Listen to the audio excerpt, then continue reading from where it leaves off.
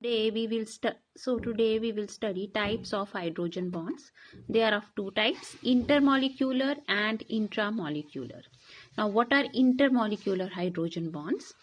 Intermolecular मतलब कि दो डिफरेंट मॉलिक्यूल्स के बीच जो हाइड्रोजन बॉन्ड होता है उसको हम इंटरमॉलिक्यूलर हाइड्रोजन बॉन्ड बोलते हैं। जैसे ये HF है, ये HF एक मॉलिक्यूल है, ये HF का दूसरा मॉलिक्यूल है। तो ये जो ग्रीन कलर की डैशेस हैं ये रिप्रेजेंट करते हैं आपका हाइड्रोजन बॉन्ड। इनके बीच जो बॉन्डिंग है F और H के बीच, दो डिफरेंट मॉलिक्यूल्स के F और H के बीच, that is the hydrogen bond when the bond is between two different molecules. ये देखिए ये अल्कोहल है ROH और ये डिपिक्ट कर रहा है आपका हाइड्रोजन बॉन्ड। ये देखिए ये इस मॉलिक्यूल की हाइड्रोजन है और इस जो आपका मॉलिक्यूल है इसकी ऑक्सीजन है। So this is intermolecular hydrogen bonding. Now intramolecular hydrogen bonding, when the hydrogen bonding is with in the same molecule, जब एक ही मॉलिक्यूल के अंदर आपकी हाइड्रोजन बॉन्डिंग होती है तो उसको हम इंट्रामॉलिक्यूलर हाइड्रोजन बॉन्डिंग बोलते हैं। जैसे ये देखिए यहाँ पे है आपका ऑर्थो नाइट्रोफिनोल। ये देखिए ये नाइट्रो ग्रुप है, N डबल बॉन्ड O और ये कोऑर्डिनेट बॉन्ड है इसका। इस ऑक्सीजन जो नाइट्रो ग्रुप है इसकी ऑक्सीजन और जो OH है इसके हाइड्रोजन के बीच जो बॉन्ड बन रहा है, this is your hydrogen bond. तो ये हुई इंट्रामॉलिक्यूलर हाइड्रोजन बॉन्डिंग जो with in the same molecule है। ये देखिए ऑर्थो नाइट्रोबेंजोइक एसिड में ये देखिए C double bond O OH, इसका H है और ये नाइट्रो ग्रुप है। नाइट्रो ग्रुप के ऑक्सीजन के बीच और COOH के हाइड्रोजन के बीच जो बॉन्ड बन रहा है that is hydrogen bond. Now hydrogen bonding in water and ice. Next we will do hydrogen bonding in water and ice. So we have concept that your ice is lighter than water. आपने देखा होगा कि ice जो है वो water पे तैरता है, तो your ice is lighter than water. Why is it so? Now this is the tetrahedral structure of water in freeze form. जो आइस होता है उसका है ये। And the reason behind why ice is lighter than water is the जो hydrogen bond आपके water के बीच बन जाते हैं। पहले ये देखिए, these are the mark, the one mark with green, they are the hydrogen bonds.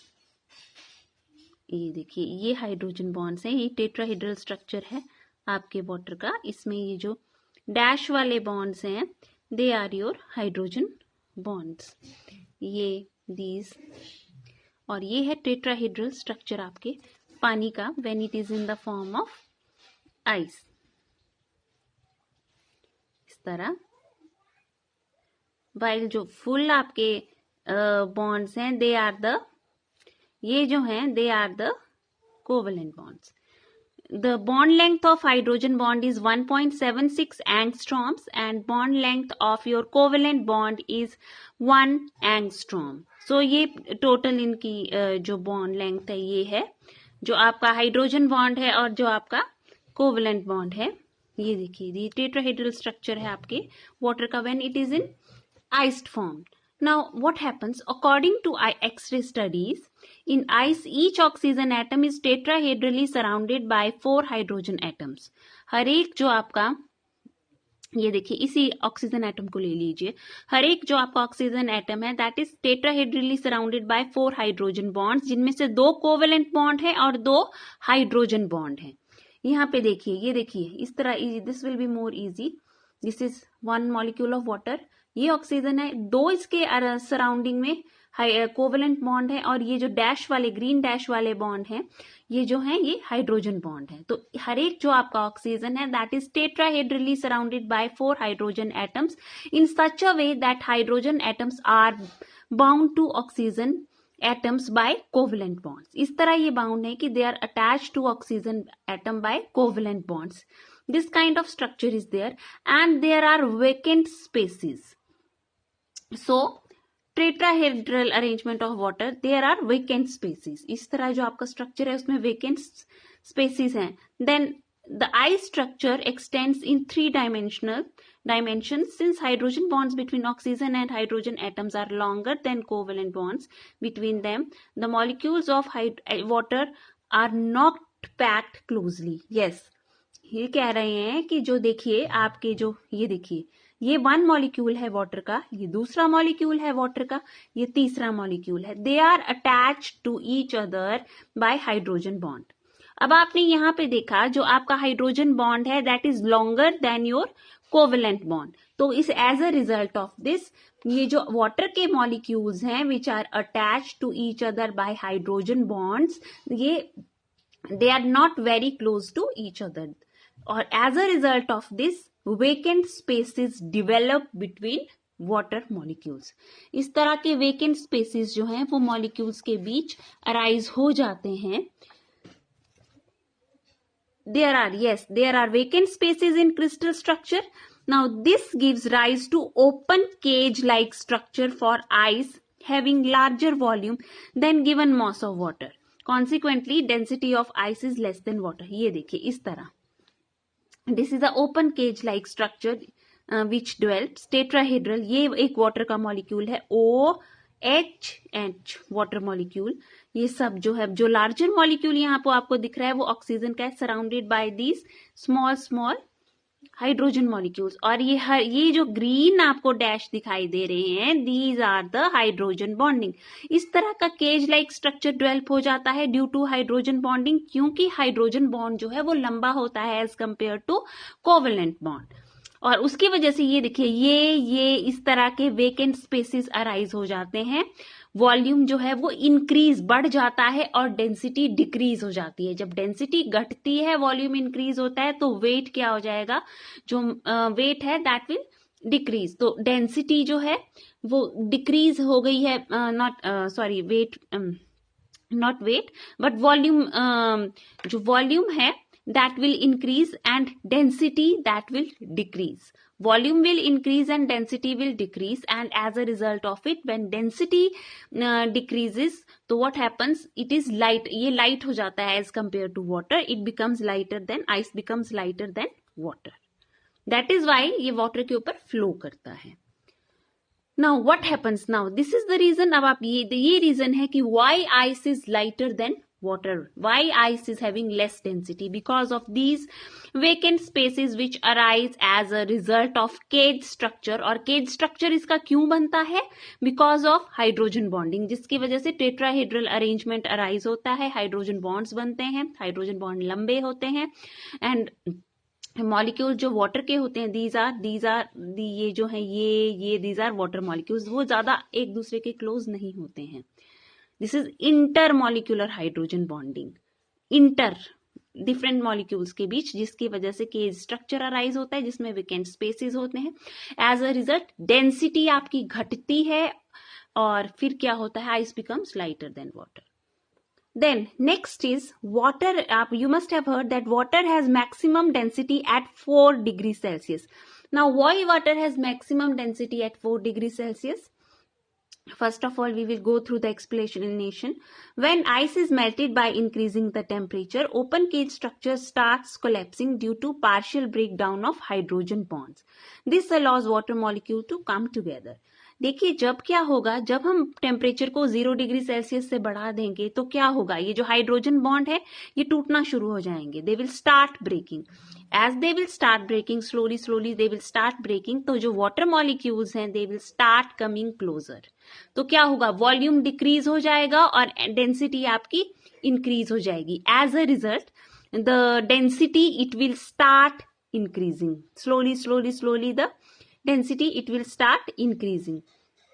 This allows water molecule to come together and they also break down as due to their breakdown from partial hydrogen bonds and fill the vacant spaces in open cage. Now these जो open spaces थे इस cage like structure में they will be filled because the water molecules, ये hydrogen bonds टूट जाएंगे and water molecules they will start coming together. This leads to decrease in volume and as a result density of water increases and becomes maximum at 4 degrees Celsius. इसी वजह से पानी की जो density है it becomes maximum at 4 degrees Celsius. Then अगर आप इसको फर्दर हीट करते हैं, on further heating kinetic energy of the molecules, if you further keep on heating it, जो काइनेटिक, फिर क्या होगा, इसके बाद डेंसिटी पे फर्क नहीं पड़ेगा, डेंसिटी मैक्सिमम हो चुकी है, then what will happen now the if you further keep on heating, जो आपकी जो काइनेटिक एनर्जी है मॉलिक्यूल्स की, that will start increasing after 4 degrees Celsius. If you keep on heating water, then what will happen, kinetic energy of the molecules that will increase, they will start moving away from each other. Therefore density of water above 4 degrees Celsius decreases again, and it has maximum density, and yeah, this is the repitance, then it has maximum density at 4 degrees Celsius. After that the density decreases. Now next we have hydrates. What are hydrates? You must have heard. Water has strong, water की ability होती है to form compound with some metal salts known as hydrates. Water combine, addition, add करता है compounds, like you must have heard copper sulfate 5H2O, keep 5 water molecules are attached to it, sodium carbonate 2H2O, magnesium sulfate 7H2O, etc. Now they are inorganic salts combined with water in a definite ratio as an integral part of the crystalline substance that are either bound to metal center or that have crystallized with the metal salt. ना अब ये जो है आपके ये inorganic salt हैं, water या तो इनमें सेंटर मेटल से अटैच्ड है, सेंटर जो मेटल है इससे अटैच्ड है, या फिर ये वाटर जो है ये क्रिस्टलाइज हो चुका है विद द मेटल सॉल्ट. तो ये हाइड्रेट्स होते हैं, परमानेंट हाइड्रेट्स हैं ये वाटर के, और ये 3 तरह के होते हैं. First, water molecules are coordinated to metal ion in a complex. जैसे यहाँ पे देखिए निकल 6H2 है, निकल का कॉम्प्लेक्स बना रहा है, हेक्सा एक्वा निकल, ये देखिए आयन पॉजिटिव. ये इसके और भी एग्जाम्पल है, क्रोमियम के साथ कॉम्प्लेक्स है, फेरस के साथ है. Then another second type is water molecules may be hydrogen bonded. They can be hydrogen bonded to certain oxygen containing anions that we will see.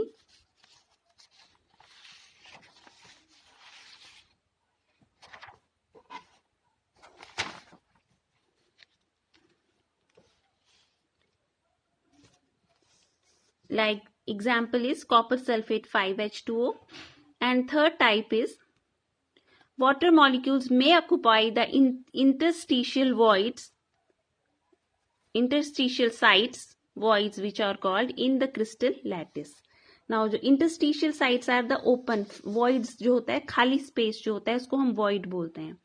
ये जो लैटिस स्ट्रक्चर होता है उसमें कुछ इंटरस्टिशियल साइट्स होती हैं, खाली स्पेस होता है, वॉइड्स होते हैं. वो जो वॉइड्स हैं they are occupied by water. जैसे बेरियम क्लोराइड का एग्जांपल है, बेरियम क्लोराइड 2H2O. सो इस तरह 3 टाइप्स के हाइड्रेट्स हैं. Then we have gas hydrate और clathrate compounds. Noble gases, simple hydrocarbon gases such as methane, ethane, propane and acetylene, as well as chlorine, carbon dioxide, they form crystalline hydrates called clathrate compounds. They have a structure in which water molecules form loosely held framework surrounding the gas molecules. So they are gas hydrates or clathrate compounds in which the gases, they are surrounded by the water molecules, like noble gases, methane, ethane, propane, acetylene, as well as we have examples of chlorine and carbon dioxide. So these are the various examples of hydrates. Thank you.